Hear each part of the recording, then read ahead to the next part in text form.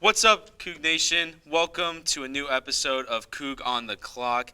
I am your host, Mason Fishel, aka Fish. I am here with Preston Horgan. Oh yeah, and we got a stacked show for you today. We got WSU football, we got MLB playoffs, we got NBA, and we got NFL recap. So without further ado, let's get right into it.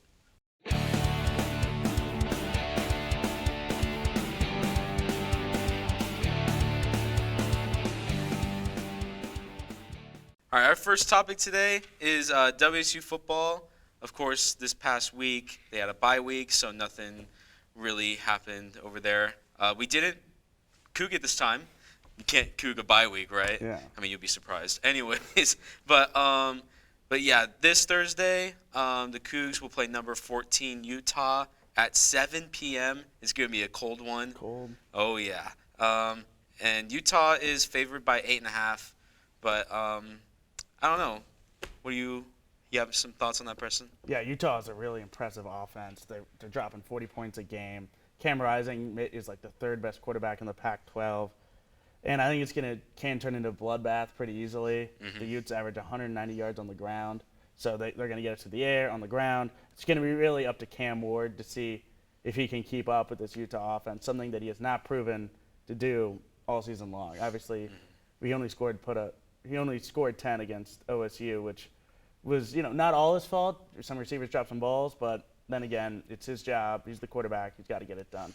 Yeah, especially these past few weeks. I'm not really convinced of this WSU offense at all. Mm-hmm. They're not really producing as much as they need, but, I mean, we'll see what happens. Some keys I have for WSU to win this game, they need to win the line of scrimmage.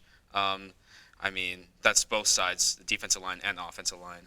I'm just going to start with the offensive line. The last ranked team they played, which is USC, it wasn't. Yeah, it was USC. Yeah, it was USC. They gave up 6 sacks, which cannot happen, especially against this Utah team, for any good team in general. But also the defensive line, they need to get some pressure on Cam Rising in order to have him be uncomfortable in the pocket, give us the best chance to create some turnovers. So also the receivers, like you said, they need to catch the damn ball, especially since, like you said, Oregon State was abysmal. That was such a boring game to watch. They also need to neutralize Dalton Kincaid, who's one of the best tight ends in football. Oh, yeah, that's right. He had over, 150 yards versus USC. So you look to him as a big weapon in the Utah offense. Yeah. What's your score prediction for this game? 35-17 Utah. 35-17? Yeah, I got 42-17. Oh. Like you said, it's a high-powered Utah offense against a struggling Cougs defense and offense. So we'll see what happens. Of course, I want to be surprised. Yeah. Of course. It is the Pac-12 after all. It is the Pac-12. But I don't know. Maybe the Pac-12 refs will have other plans. Anyways. But, yeah. All right, that's all I have on that one. Our next topic is NFL Week 7. Before we get into the games, I just want to mention some key trades that happened over this past week. Running back Christian McCaffrey has been traded to the 49ers from the Carolina Panthers. The Panthers, of course, gave up Christian McCaffrey. Niners gave up just some draft picks. I'm going to say CMC didn't really do as much against the Chiefs. Also, they played the Chiefs. Yeah. Also, he's running off of 2 days of practice. He had 8 carries, 38 yards. Nothing to be like, oh my gosh, at all. But, at the same time, this is Super Bowl or bust for the Niners, I think. Yeah. But also some other trades. Wide receiver Robbie Anderson has been traded to the Cardinals, also from the Panthers. The Panthers are selling, Yeah. so that's definitely well known. And then just before we were recording, the Jets actually traded to get James Robinson from the Jags, replacing Breece Hall, I believe. Yeah. Who suffered a torn ACL, will be out for the season. That's really unfortunate for Breece Hall. He's been having a breakout season. He was the Rookie of the Year favorite. Really disappointing for him, really disappointing for the New York Jets. Mm-hmm. Yeah. But, yeah, some games that I saw over the weekend. The Chiefs, of course, being the Niners. 44-23. History tends to repeat itself, especially from that Super Bowl. So yeah.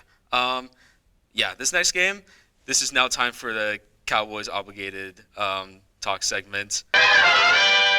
The Cowboys played the Lions this past weekend. Unfortunately, I didn't really get to see a lot of the game since I was on a plane coming from Cali. That's no excuse. That is an excuse because there's no Wi-Fi on the plane. So, I mean, Dak is back. Guess who's back? Dak is back. Tell a friend. But, I mean, yeah, he threw for over 200 yards and a touchdown in a Cowboys win against the Detroit Lions, 24-6. Zeke had a couple touchdowns, which is you love to see. So, but, yeah, the Cowboys were the ones biting off kneecaps against the Detroit Lions and Motor City Dan Campbell. And, yeah, that's all I have for the Cowboys. So just move on to the next one. Just keep winning. Keep up with the Giants and the Eagles. We'll see what happens. What are some of the games that you saw? Well, to go to another NFC East team is with Giants went on the road to Jacksonville, in which I think was the best game of the year. I think so, yeah. Yeah, they won really close. They stuffed the receiver at the one, pushed them back. And I think the Giants are for real this year. They are. They're 6-1.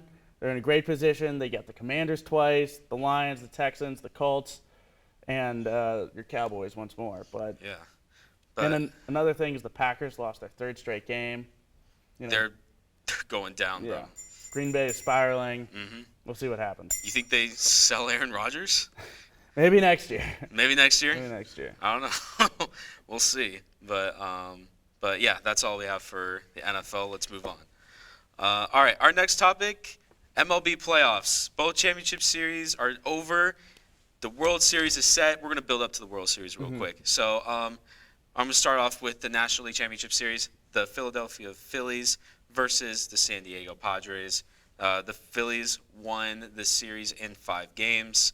I just want to touch on the last game. Bryce Harper had a go-ahead 2-run home run to take the lead and send the Phillies to the first World Series since 2009. You have anything to say on that? Bryce Harper, MVP of the Phillies so far. You can also argue Kyle Schwarber.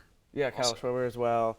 It's really interesting to see how they'll match up versus the Astros, who are a much better team, more depth overall. But the Phillies are the hottest team. Exactly. They beat the Cardinals, they beat the Braves, they beat the Padres, and now they're here playing with house's money. Yeah. I mean, yeah, I've been saying this since the very beginning of this playoffs. It's sometimes not the best team, it's the hottest team at the moment. And this Phillies team is the epitome of that. Also, let's see. Let's move on to the American League Championship Series. The Astros played the Yankees. I still hate both teams, but it is what it is. You just got to pick your poison at this point. So, I mean, yeah, the Astros swept the Yankees. This is for Evan Charney. Duh, Yankees lose. Anyways, I just need to say that right now. Yankees have a new daddy. Yeah. In the Astros. Yeah. So, yeah, the Yankees could not get it done against the Astros for how many years now? I think this is the third time. This is their third time straight. Yeah, losing them in the playoffs. Man, Yankees need to rebuild. No, I'm joking. Don't do that. But I mean, we could have probably seen Aaron Judge's last game as a Yankee. His last game, and I think they booed him. They booed him? At certain points when he came up, yeah. He was the last out, actually, of the series. Yeah, that's right. But very fitting. That's very fitting. Of course, the Astros' last World Series appearance was last year. They lost to the Atlanta Braves. So let's skip over to the World Series. The tail of the tape, the American League champions, the Houston Astros, and the Philadelphia Phillies. I don't know. On paper, this looks like it's going to be a sweep for the Astros. But you know what? I'll give the Phillies 1. So I'm going to say Astros in 5. I got Astros in 5 as well. I think Zach Wheeler, he'll win a game or two, but the Astros have so much depth. It's ridiculous. And pitching and in hitting. And, they swept the Yankees without Altuve and Alvarez not having a great series. Yeah. So it's all about that supporting cast, which I mean both teams have, but I just think the Astros are the better team. They got the starters, they got the bullpen. Yeah. They've been rolling through the playoffs. This is going to be – I want it to be a good series, but also at the same time, I got to be real. Yeah. So, Astros in 5. Astros in 5. let's move on here. Our next topic, NBA season is officially back. Yeah, I mean, there's only been like 3 or 4 games, so it's really hard to tell like what teams are going to do good, what teams are going to do bad. But I can't tell you, the Lakers are doing terrible. They are 0-3. I mean, yeah, they played the Golden State Warriors, LA Clippers. I think the Clippers are for real. Yeah. Having Kawhi back and Paul George, and the poverty Trailblazers. Well, I think they're just the Trailblazers now, but they came back in the fourth. But I mean, yeah, the Lakers are in abysmal right now. Westbrook. Sorry, my bad. He's still a scrub. Hasn't done anything. I mean, the Lakers are the worst 3-point shooting in the league. I don't know how the Lakers can come back at all unless the GM needs to make some moves. So, I mean, we'll see what happens. Or some things that stuck out to you. Well, the Blazers are 3-0, beating the Kings, but then beating the Suns and the Lakers. Dame Lillard is back. He is him. Back-to-back games, dropping 41 points, and I think they're showing that they've kind of gelled together as a team. They could make the playoffs. I think as a 7th seed, and they're going to be a fun team to watch this year for all Blazers fans. Yeah, I mean, yeah, we'll see what happens come postseason time, but Dame time is only for the regular season, so we'll see what. And in the first round. Oh, and in the first round. My bad. Yeah, when they're facing elimination, and then Dame time just hits like a game-winning shot to send them to the next series, and then they get blown out. Anyways, that's Dame time. The Celtics are 3-0. Yes. No surprise there. Yeah, no surprise there. The Utah Jazz are undefeated, Yeah. which I think is very surprising after losing Rudy Gobert and Donovan Mitchell. Donovan Mitchell, that's right. So, yeah, that's very surprising. And like you said, the Trailblazers are pretty hot right now. And then the Milwaukee Bucks. And like I said, the Lakers are 0-3. Some other teams are 0-3. The 76ers. Surprising. That's very surprising. That seems like a favorite to win it all. Yeah, they're up there. They're up there. But, I mean, at the same time, it's very early in the season. The Orlando Magic, they've always been trash. Sacramento Kings, also always been trash. Houston Rockets and the Oklahoma City Thunder. I mean, those those last 4 teams are not really any surprises. No. So, I mean, yet again, it's still early in the season, so we can't really predict anything off of that. So, yeah.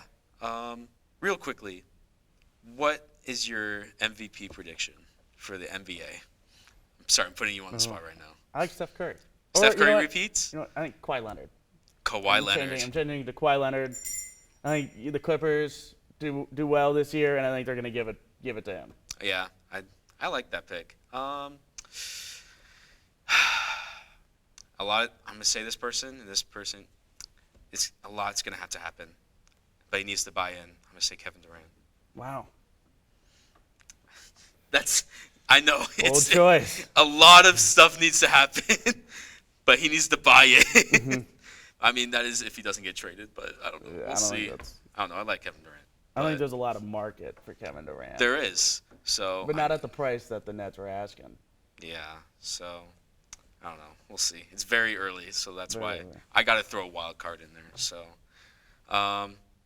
yeah. All right. I think that's all the sports topics that we have right now. So we're just going to embrace tradition and say some birthdays real quick. CM Punk, AEW wrestler, former WWE wrestler, one of my favorite wrestlers growing up. It's his birthday. Keith Urban, very good country singer.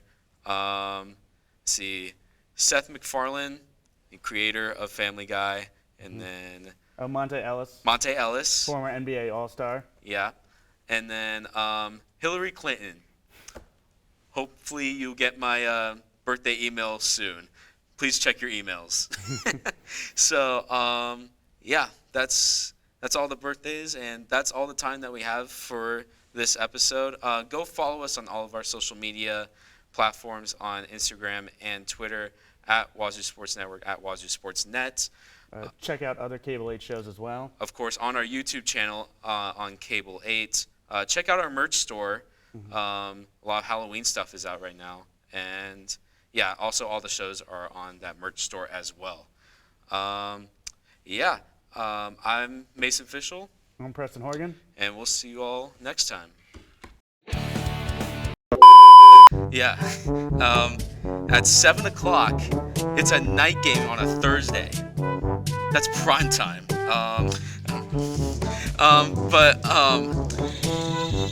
Want to talk a little bit more about? So, I mean, and then the Cougs have lost 3 of the last 4. It's been really kind of disappointing, I think, the last couple Yeah. of games. The Giants go on the road into Jacksonville. They win. They stuff the receiver at the 1, push him back.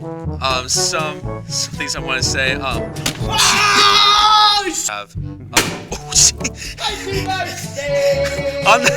On that note, thank you all for watching. Thank you all for watching.